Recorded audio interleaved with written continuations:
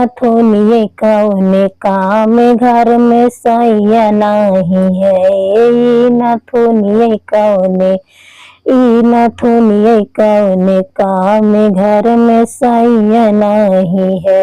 घर में सैया नहीं है, घर में राजा नहीं है। ई नथुनिए कौने काम घर में सैया नहीं है।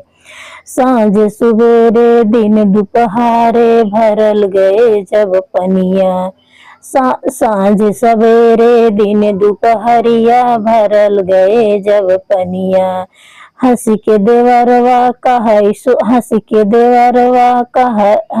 देवरवा बोले लागई यहर लखा तोरनिया तोहके रोज खिलाऊ रनिया घर में सैया नहीं है।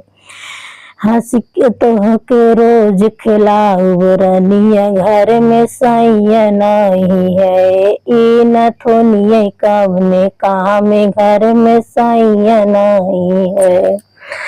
सांझ सवेरे दिन दोपहरिया सोवन गए जब से जिया, सांझ सवेरे दिन दोपहरिया सोवन गए जब से जिया।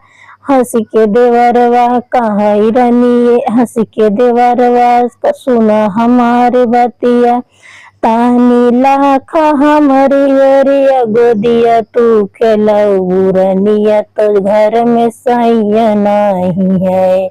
गोदिया रोज खिलाऊ रनिया घर में सैया नहीं है। ई नथुनिए कौने काम घर में सैया नहीं है। अपने सजरिया से उठी बहुअर सासुक लगे खड़ी भैंसा ई बजर पर मोर जवनिया घर में सैया नहीं है।